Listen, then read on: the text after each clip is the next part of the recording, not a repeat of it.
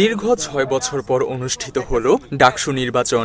এর আগে ২০১৯ সালে নির্বাচন অনুষ্ঠিত হলেও তা ছিল ব্যাপক অনিয়ম ও কারচুপিতে ভরা। এবারের নির্বাচনে নিষিদ্ধ সংগঠন ছাত্রলীগ না থাকায় শিক্ষার্থীদের মধ্যে দেখা গেছে ব্যাপক উচ্ছ্বাস। আমার কাছে প্রথম পার্থক্য যেটা মনে হয়েছে, এবার সবাই অনেক রিল্যাক্সে নিজেদের পছন্দের প্রার্থীকে খুব বিচার বিবেচনা করে দিতে পারছে। আগে যেরকম ধরেন যে একটা ভয় ছিল যে আমরা ভোট কেন্দ্রে গতবার আমরা তো ছিলাম না, আমরা বেশি আসছি ক্যাম্পাসে, তো তার আগের বার ভোটার যাদের কাছে শুনেছিলাম যে কেন্দ্রে ঢুকতে বিভিন্ন জায়গায় ভোট দেওয়াতে অনেক ছাত্রলীগের লোক যে স্টুডেন্টরা ছিল ওরা প্রচুর প্রেশার ক্রিয়েট করছে, ঢুকতে দেয় নাই। আমরা ফার্স্ট ইয়ারের স্টুডেন্ট এবং আমরা প্রথম বর্ষে এসে আমরা ডাকসু পেয়েছি।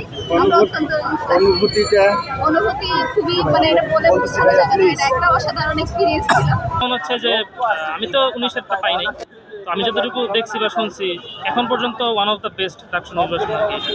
২০২৫ সালের ডাকসু নির্বাচনের প্রেক্ষাপট গতবারের তুলনায় একেবারেই ভিন্ন। জুলাই গণ অভ্যুত্থানের পর ভিন্ন এক বাস্তবতায় কেন্দ্রীয় ছাত্র সংসদের প্রতিনিধি নির্বাচনে ভোট দিল ঢাকা বিশ্ববিদ্যালয়ের শিক্ষার্থীরা। আমার কাছে মনে হচ্ছে যথেষ্ট সুষ্ঠুভাবে নির্বাচনটা সম্পন্ন হয়েছে। কোনো রকম প্রবলেম ফেস এখন পর্যন্ত করিনি এবং কোনো রকম অনেককে শুনেছি হুমকি ধামকি দেওয়ার ঘটনা শুনতে পেরেছি, কিন্তু আমি এখনো এরকম ফেস করিনি। প্রোটোকল দেওয়া প্রত্যেকটা জায়গায় খুবই নিয়ম শৃঙ্খলা মেনটেন করে ভোট দেওয়া। ডাকসু নির্বাচনে স্বতঃস্ফূর্তভাবে ভোট দিতে পেরে উচ্ছ্বাস প্রকাশ করেছে শিক্ষার্থীরা। বিভিন্ন প্যানেলের পক্ষ থেকে কিছু অভিযোগ করা হলেও এবারের নির্বাচন ছিল ২০১৯-এর নির্বাচনের চেয়ে অনেক বেশি স্বচ্ছ ও উৎসবমুখর।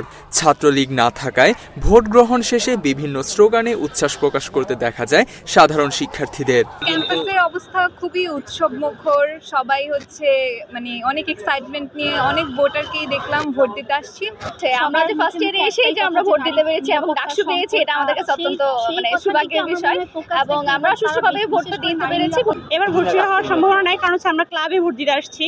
ক্লাবের টিচারদের ক্লাব, যেহেতু এখানে সিকিউরিটি একটা ব্যবস্থা আছে, সব জায়গায় সিকিউরিটি আছে। আর এখানে দেখতে পাচ্ছেন যে এই পাশ থেকে সবাই যেতে পারছে না। কিন্তু ভোট শুরুর পর থেকেই কেন্দ্রগুলোতে ভোটারদের দীর্ঘ লাইন দেখা যায়।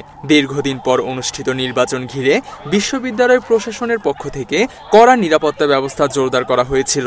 আমরা যে নির্বাচন এবার দেখেছি ডাকসু ২০২৫ খুবই সুষ্ঠু এবং সুন্দর পরিবেশে হচ্ছে।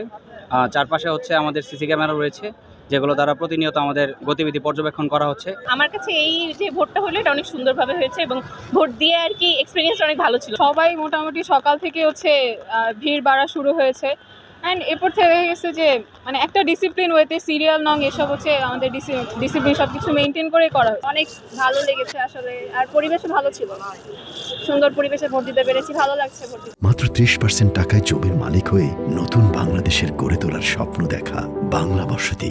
এর আগে ২০১৯ সালে অনুষ্ঠিত ডাকসু নির্বাচন ছিল বিতর্কিত অনিয়ম আর ব্যাপক অসন্তোষের প্রতিচ্ছবি। অন্যদিকে ২০২৫ সালের নির্বাচন অনুষ্ঠিত হয়েছে স্বচ্ছ ও গণতান্ত্রিক মূল্যবোধের উপর ভিত্তি করে। ২০১৯ সালের নির্বাচন ২৮ বছরের দীর্ঘ প্রতীক্ষার পর অনুষ্ঠিত হলেও সেই প্রতীক্ষার অবসান হয় ব্যাপক অনিয়ম আর অভিযোগের মধ্য দিয়েই। ভোট গ্রহণের সময়সীমা, ভোট কেন্দ্রের অবস্থান এবং নিরাপত্তা ব্যবস্থা নিয়ে বিতর্ক শুরু হয় নির্বাচনের আগে থেকেই। সেবার নির্বাচনে ঢাকা বিশ্ববিদ্যালয়ের ১৮টি হলের প্রতিটিতেই ভোট কেন্দ্র স্থাপন করা হয়েছিল।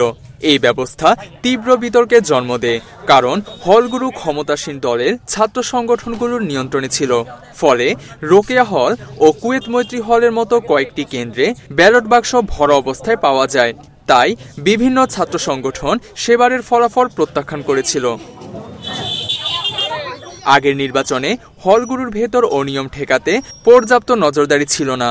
ফলে ক্ষমতাসীন দলের ছাত্র সংগঠনের নেতাকর্মীরা বিরোধী প্যানেলের পোলিং এজেন্টদের কেন্দ্র থেকে বের করে দিয়েছিল।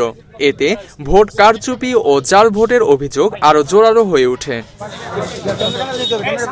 নির্বাচনের দিন ভোট কারচুপির প্রতিবাদ করতে গিয়ে রোকেয়া হলে ছাত্রলীগের মারধরের শিকার হন নুরুল হক নূর।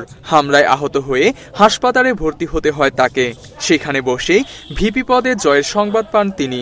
ভিপি হয়ে ক্যাম্পাসে গিয়েও হামলার মুখে পড়েন নূর। পরদিন ১২ মার্চ ক্যাম্পাসে ঢোকার পর নিষিদ্ধ ছাত্রলীগের নেতাকর্মীরা তার উপর আবারও হামলা চালায়।